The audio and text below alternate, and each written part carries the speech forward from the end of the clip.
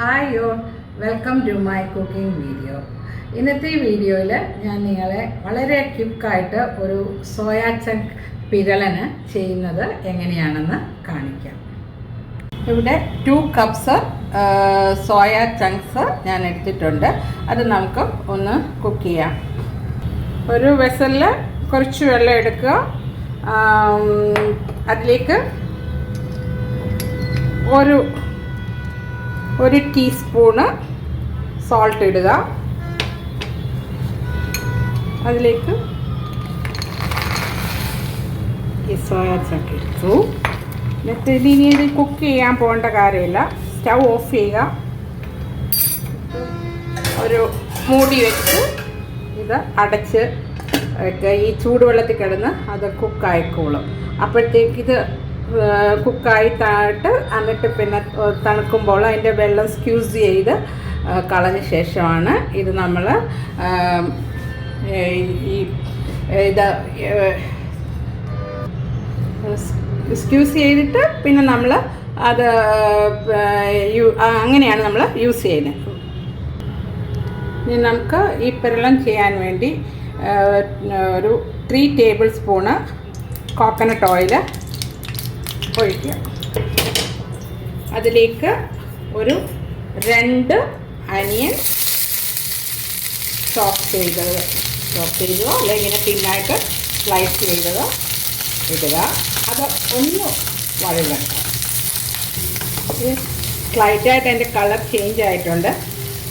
അതോടൊപ്പം തന്നെ ഒരു 1/2 കപ്പ് ചെറിയ ഉള്ളി സ്ലൈസ് ചെയ്തതിടുന്നു. അത് ചേർത്തൊന്ന് വഴിക്കുക. അതിൻ്റെ കളറൊന്ന് ചേഞ്ച് ആക്കണം. ഇതിലേക്ക് കുറച്ചൊരു 4 മിനിറ്റ്സ് എടുത്തിട്ടുണ്ട്. ഈ സ്റ്റേജ് വന്നപ്പോഴത്തേക്ക് ഒരു 2 ചില്ലി സ്ലിക്ക് ചെയ്തതും അല്പം ഒരു 2 സ്പ്രിഗ് എടുത്തിട്ടുണ്ട്. 2 തണ്ട് കറി ലീവ്സ് എടുത്തിട്ടുണ്ട്. അത് ഒന്ന് വഴിക്കുക. ഇതിൻ്റെ കളറെല്ലാം ചേഞ്ച് ആയിട്ടുണ്ട്. അതിലേക്ക് ഒരു table spoon ginger garlic paste ചേർക്കുക.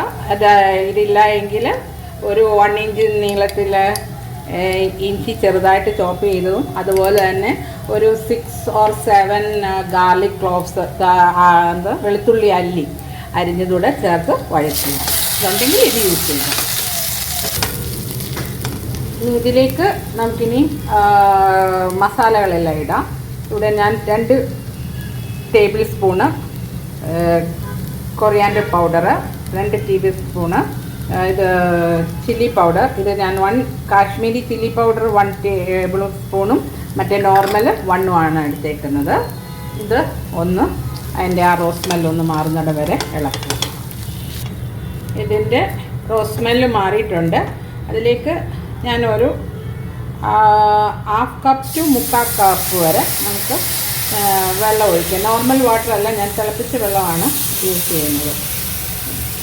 ഇത് അതിനകത്ത് ഓയിൽ ഒന്ന് സെപ്പറേറ്റ് ആകുന്നിടം വരെ കുക്ക് ചെയ്യുക. മസാലയിൽ ഓയിലെല്ലാം നല്ല സെപ്പറേറ്റ് ആയിട്ട് വന്നിട്ടുണ്ട്. ഇനി അതിനകത്തേക്ക് നമുക്ക് ഒരു 1.5 ടീസ്പൂണ് ഫെനൽ സീഡ് പൗഡർ, പെരിഞ്ജീരക powder, 2 teaspoon garam masala, 1 cup soya chunks എടുക്കുന്ന ഇതിൻ്റെ ഹാഫ് എടുത്താൽ മതി. 1.5 ടീസ്പൂണ് കുരുമുളക് പൊടിച്ചത്, തീരെ പൗഡർ അല്ല, ചെറിയ രീതിയിലേക്ക്. അതിലേക്ക് ഏകദേശം ഒരു 2 ടേബിൾ സ്പൂണ് ടൊമാറ്റോ കെച്ചപ്പ് എല്ലാം കൂടെ നന്നായിട്ട് മിക്സ് ചെയ്തു. ഇനി സോൾട്ട് നമ്മൾ ചേർക്കുക, ആവശ്യത്തിന് ചേർക്കുക. നമ്മൾ സോൾട്ട് ഇട്ടാണ് സോയാ ചങ്ക്സ് വേവിച്ചിരിക്കുന്നത്. അപ്പോൾ അതിന് 1 ടീസ്പൂണോടെ ഞാൻ ഇടുകയാണ്. പിന്നെ നമുക്ക് നോക്കിയിട്ടിടാം. ഇതിലേക്ക് ഞാൻ കുക്ക് ചെയ്തായ സോയാ ചങ്ക്സ് ആഡ് ചെയ്യുന്നു. ഇത് വെള്ളം ബോയിൽഡ് വാട്ടറിനകത്ത് ഇട്ട് ഉടൻ തന്നെ ഞാൻ സ്റ്റൗ ഓഫ് ചെയ്തു. പിന്നെ മൂടി വെച്ച് ഒരു 5 to 10 മിനിറ്റ്സ് അതിനുള്ളിൽ അത് കുക്കായിട്ടുണ്ട്. അതിന് ശേഷം ഞാൻ ആ വെള്ളം മൊത്തം കംപ്ലീറ്റ് സ്ക്യൂസ് ചെയ്ത് എടുത്തതാണിത്. അത് ഇതുമായിട്ട് മിക്സ് ചെയ്യുക.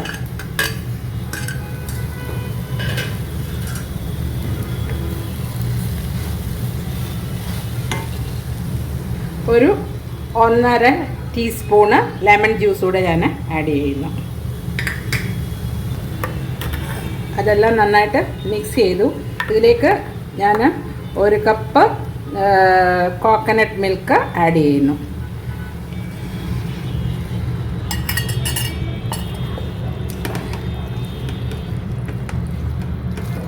ഈ കോക്കനട്ട് മിൽക്കിൽ ഇത് ചെറിയ തീയിൽ ഇത് പറ്റിച്ച് എടുക്കുക. ഇതിപ്പം നല്ല നമ്മുടെ ഒരു പിരളൻ ഫോമിലായിട്ട് നമുക്ക് കിട്ടിയിട്ടുണ്ട്. ഇത് കുറച്ച് നേരം എന്താ പറയുക, ഉടനെ നമ്മളിത് ഉപയോഗിക്കരുത്. ഒരു 10 മിനിറ്റ്സ് കഴിഞ്ഞ് ഉപയോഗിക്കുള്ളൂ. അപ്പോഴത്തേക്ക് ബാക്കിയുടെ വെള്ളം കുറച്ചുകൂടെ ഒന്ന് ഡ്രൈ ആയിട്ട് നമുക്ക് കിട്ടും. ഇനി നമുക്ക് ഒരു കാര്യം കൂടി ചെയ്യാനുണ്ട്, ഒന്ന് താളിക്കണം. താളിക്കാനായിട്ട് യൂസ് ചെയ്യുന്ന സാധനങ്ങൾ ഒരു 1.5 ടേബിൾ സ്പൂണ് കോക്കനട്ട് ഓയിൽ, ഒരു 2-3 സ്പ്രിഗ് കറി ലീവ്സ്, പിന്നെ കുറച്ച് ഗാർലിക്സ്, പിന്നെ വറ്റൽമുളക്. ഇതാണ് ഞാൻ താളിക്കാനായിട്ട് ഉപയോഗിക്കുന്നത്. വെളുത്തുള്ളി ഇട്ടു, പിന്നെ കറി ലീവ്സും റെഡ് ചില്ലി.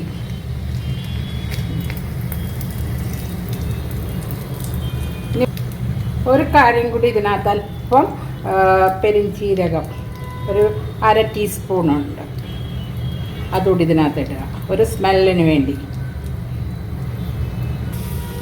ഇനി ഇത് താളിച്ചത് ഇതിനകത്ത് ഒഴിക്കുക.